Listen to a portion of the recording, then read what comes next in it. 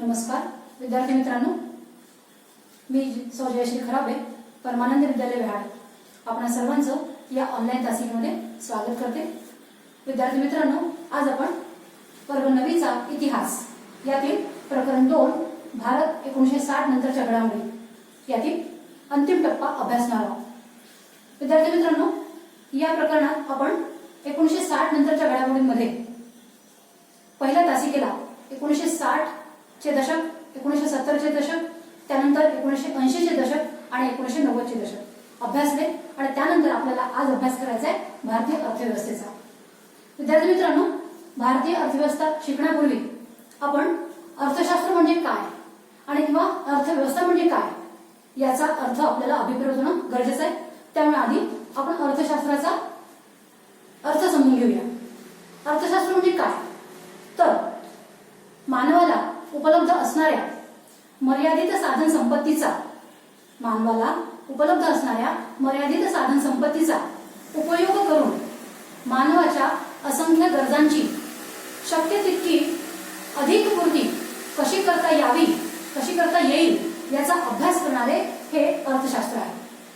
अर्थात मानवाच्या गरजा या अमर्यादित आहेत आणि मानवाच्या अवतीभोवती असणारी जी साधन संपत्ती आहे ती कशी आहे, ती मर्यादित आहे। गरजा अमर्यादित आहे आणि साधन संपत्ती ही मर्यादित आहे। तर या मर्यादित आणि अमर्यादित असा यांचा मेळ घालणाऱ्या उद्देशाने जो एक मानवी व्यवहार केला जातो याचाच अभ्यास करणारे हे अर्थशास्त्र आहे। तर अशा प्रकारे हे अर्थशास्त्र। आता यामध्ये आपल्या अवतीभोवती असणाऱ्या साधन संपत्ती या कमी असल्यामुळे सगळ्यांच्याच संपूर्ण गरजा पूर्ण होतील किंवा भागविल्या जातील याची काही शाश्वती देता येत नाही आणि म्हणून याच परिस्थितीच्या आधारे काही कोणत्या साधनांना किंवा कोणत्या वस्तूंच्या किंवा सेवांच्या उत्पादनांना प्राधान्य देण्यात यावे। आपण अर्थव्यवस्थेविषयी शिकतोय की अशी जर परिस्थिती निर्माण झाली तर कोणत्या वस्तूंच्या किंवा सेवांच्या उत्पादनास प्राधान्य देण्यात यावे आणि शिवाय किती उत्पादन करण्यात यावे याचा मेळ घालणारी जी व्यवस्था असते ती असते अर्थव्यवस्था। अशा प्रकारे अर्थव्यवस्थेचा अर्थ आपल्याला अभिप्रेत आहे। तर याच्यातून आपल्याला लक्षात येतं की अर्थव्यवस्था म्हणजे साध्य आणि साधने यांचा ताळमेळ घालणारी व्यवस्था। अशा प्रकारे अर्थशास्त्र आणि अर्थव्यवस्था याचा आपल्याला अर्थ समजलेला आहे। आपण वळूया आपल्या भारतीय अर्थव्यवस्थेकडे। विद्यार्थी मित्रांनो, भारताने स्वातंत्र्यानंतरच मिश्र अर्थव्यवस्थेचा स्वीकार केला, कारण भारताची जी संपूर्ण परिस्थिती होती त्याचा अभ्यास करताना आपल्या लक्षात आलं की भारताने मिश्र अर्थव्यवस्था स्वीकारावी, कारण जगात भांडवलशाही अर्थव्यवस्था होती आणि शिवाय साम्यवादी अर्थव्यवस्था होती आणि यातून आपण मिश्र अर्थव्यवस्था स्वीकार केला। कारण मिश्र अर्थव्यवस्थेमध्ये दोन्ही प्रकारचे उद्योग असतात, ज्याच्यामध्ये खासगी उद्योग असतात आणि त्यातल्या त्यात शासकीय उद्योग सुद्धा त्याच्यामध्ये असतात आणि म्हणून भारताने कोणती अर्थव्यवस्था स्वीकारली, मिश्र अर्थव्यवस्था। तर या भारतीय अर्थव्यवस्थेचे काही वैशिष्ट्य आहेत, ते आपण बघूया। भारताच्या स्वातंत्र्यापासूनच या भारतीय अर्थव्यवस्थेची काही वैशिष्ट्ये राहिलेली आहेत। तर ही वैशिष्ट्य म्हणजे आधुनिकीकरण, आर्थिक स्वावलंबन, सामाजिक न्याय आणि समाजवादी समाज रचना अशा प्रकारची ही 4 वैशिष्ट्ये ही भारतीय अर्थव्यवस्थेची वैशिष्ट्ये आहेत। या वैशिष्ट्यांच्या आधारे भारत आपलं पुढची कार्यप्रणाली अग्रक्रमित करत होता आणि अशा प्रकारे ही वैशिष्ट्ये होती। या भारताच्या अर्थव्यवस्थेतच भारताला आधुनिकीकरण आणि आर्थिक स्वावलंबन प्राप्त करण्यासाठी भारतात विविध प्रकारच्या उद्योगांची भर घालायची होती, विविध प्रकारचे उद्योग उभारायचे होते आणि त्यासाठी त्यांना आर्थिक स्वावलंबन हवं होतं। त्याचबरोबर नियोजनाद्वारे सामाजिक न्यायावर आधारित अर्थव्यवस्था अस्तित्वात आणायची होती आणि त्यासाठी त्यांनी नियोजन आयोगाची स्थापना केली। त्यामुळे पंचवार्षिक योजना सुरू झाल्या आणि 1991 नंतर 1991 मध्ये ज्यावेळी नरसिंहराव शासन होतं, या शासनामध्ये आधुनिक आर्थिक सुधारणा करण्यात आल्या। नरसिंहराव शासनाच्या अंतर्गत आर्थिक सुधारणा करण्यात आल्या आणि याच सुधारणांना आर्थिक उदारीकरण असे म्हणतात। या आर्थिक उदारीकरणाच्या धोरणामुळे भारतात विविध प्रकारचं भरभराट आली, जसे भारत भारताची अर्थव्यवस्था ही फार खूप म्हणजे चांगल्या प्रकारे यशस्वी झाली. त्यामध्ये खूप मोठ्या प्रमाणात भरभराट येऊ लागली. शिवाय भारतामध्ये परकीय गुंतवणूक वाढली. या उदारीकरणाच्या धोरणामुळे भारतामध्ये परकीय गुंतवणूक वाढली.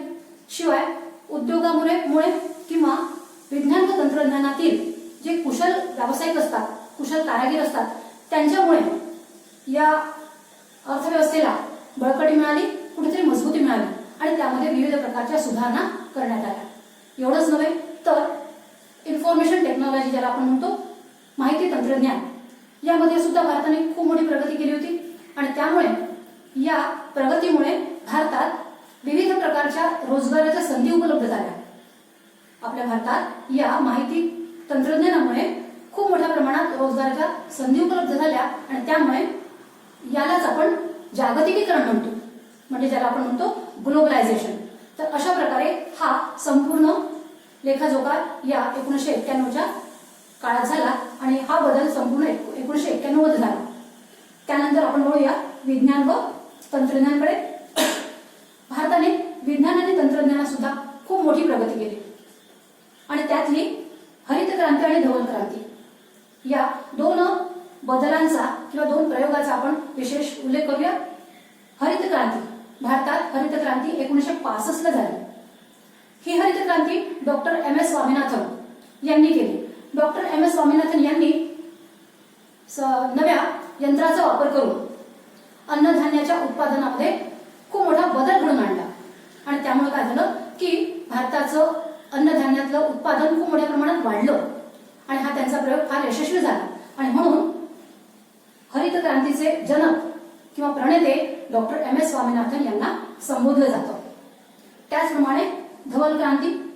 विद्यार्थी मित्रांनो, धवल क्रांती म्हणजे दूध उत्पादनातली डॉक्टर वर्गीस कुरियन यांनी भारतात दुधाचं उत्पादन वाढण्यासाठी त्यांनी एक धोरण राबवलं.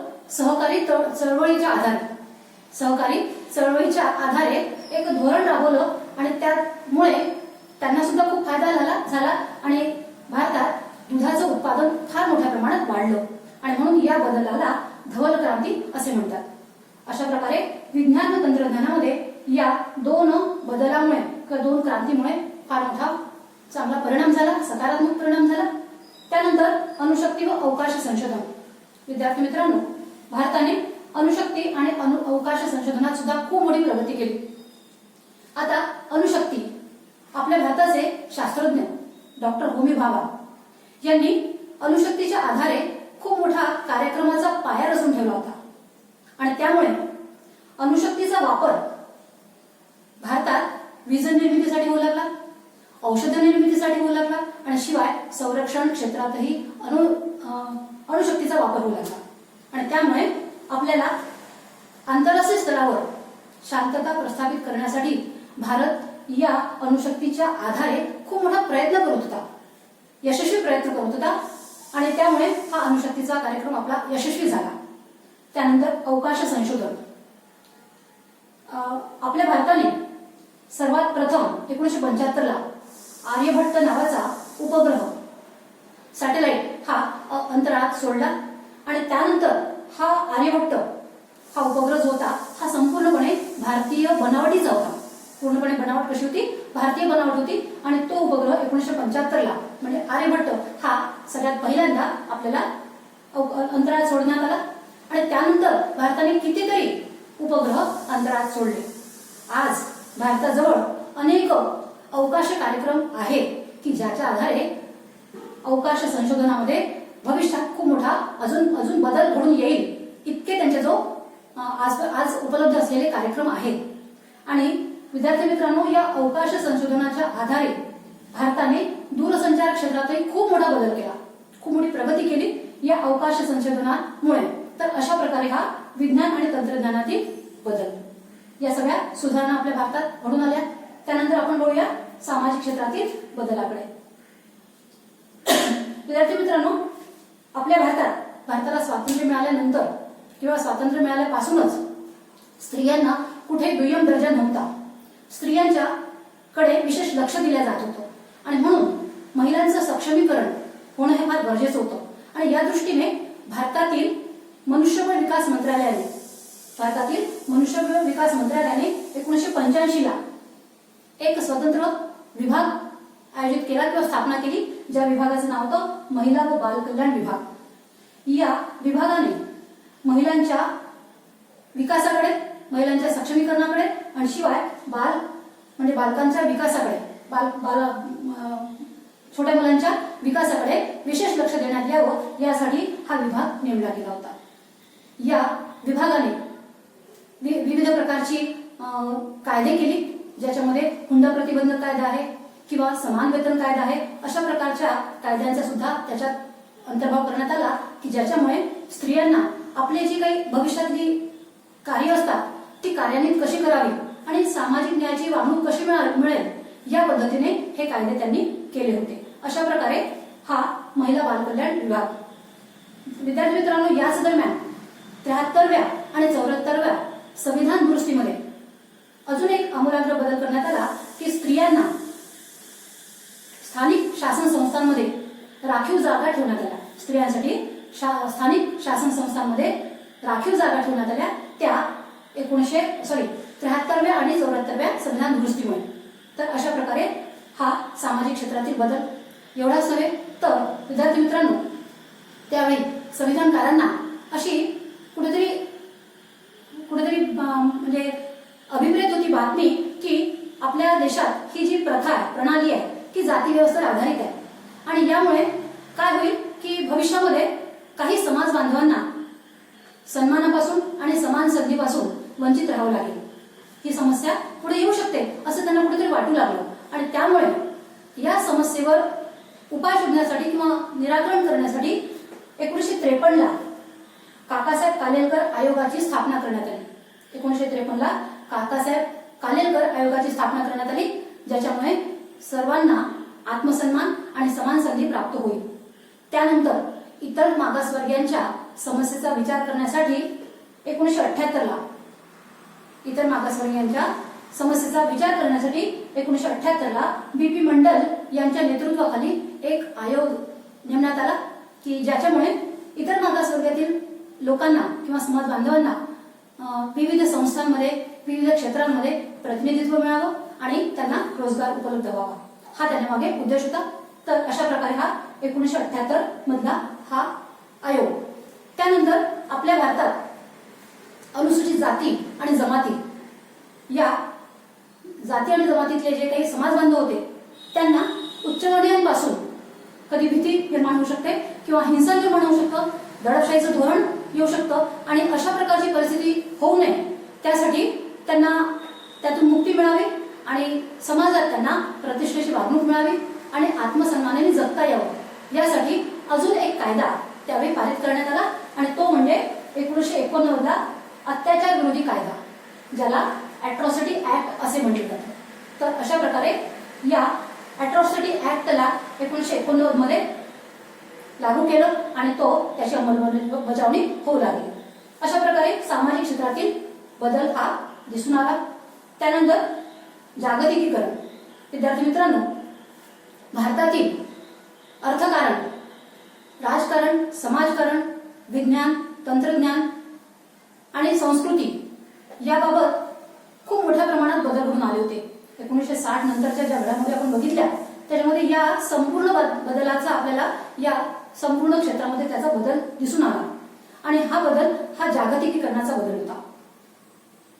आपल्या भारताला यासोबतच जागतिक पातळीवर एक महत्त्वाचा देश म्हणून भारत एक जागतिक पातळीवर एक महत्त्वाचा देश म्हणून भारत उदयास आला। एवढंच नव्हे तर भारताने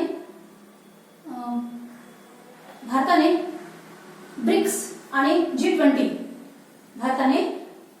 आणि ब्रिक्स अशा आंतरराष्ट्रीय संघटनांमध्ये सुद्धा आपलं एक सदस्यत्व सुरू केलं, त्यामध्ये सुद्धा तो सामील झाला आणि अशा आंतरराष्ट्रीय संघटनांमध्ये भारताचं एक महत्त्वाचं स्थान त्यांनी निर्माण केलं। एवढंच नव्हे तर भारताने राजकीय क्षेत्रात एक स्थिर लोकशाही किती यशस्वीपणे कार्य करू शकते याचं जिवंत किंवा ज्वलंत उदाहरण म्हणून भारत हा जगासमोर उभा ठाकला आहे।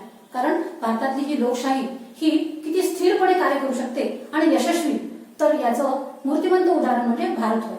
तर अशा प्रकारे ही भारताची वाटचाल. एवढंच नव्हे तर भारतामध्ये विविध प्रकारच्या योजना राबवण्यात आल्या आणि त्यानंतर दूरसंचार सेवांचा प्रसार करण्यात आला. आपल्या भारतामध्ये मोबाईल, इंटरनेट किंवा उपग्रहाच्या आधारे ज्या दूरसंचार सेवा भारतभर पसरल्या आणि त्याचा परिणाम असा झाला आपल्या भारतीय लोकांवर आणि विशेष म्हणजे भारतीय युवकांवर. कारण या संपूर्ण बदलांमुळे, सकारात्मक बदलांमुळे भारतातील युवकांची जीवनशैलीच बदलली. त्यांच्या राहणीमानामध्ये बदल झाला, त्यांच्या भाषेमध्ये बदल झाला, त्यांच्या आहारावर बदल झाला आणि त्यांच्या संस्कृतीमध्ये बदल झाला आणि अशा प्रकारे ही त्यांची संपूर्ण समजूत बदलल्या गेली आणि हा एक सकारात्मक बदल होता. तर विद्यार्थी मित्रांनो, हा संपूर्ण बदल आपण 1960 नंतर हा विकास जो करत आपण आलो आणि त्याचा परिणाम होता की आपली संपूर्ण जीवनशैली आज सकारात्मक दृष्टीने बदलली होती. तर अशा प्रकारे आपण या ठिकाणी थांबूया. विद्यार्थी मित्रांनो, तुम्हाला आपल्या या भारत 1960 नंतरच्या घडामोडी यातील पहिली तासिका, दुसरी तासिका आणि आजची तिसरी तासिका समजली असेल. आपण आपल्या पाठ्यपुस्तकातून आपल्या या प्रकरणाचे चांगल्या प्रकारे वाचन करावे आणि या प्रकरणावर आधारित मी तुम्हाला गृहपाठ दिलेला आहे, तो तुम्ही तुमच्या वहीमध्ये सोडवाल. गृहपाठामध्ये पहिला प्रश्न आहे, भारतातील अर्थव्यवस्थेची वैशिष्ट्ये सांगा. हा पहिला प्रश्न आहे. आणि दुसरा, डॉक्टर होमी भाभा अनुसंधान केंद्राची माहिती मिळवा. अशा प्रकारे तुम्हाला 2 प्रश्नांची उत्तरे आपल्या वहीमध्ये लिहायची आहेत. या ठिकाणी आपण थांबूया. धन्यवाद.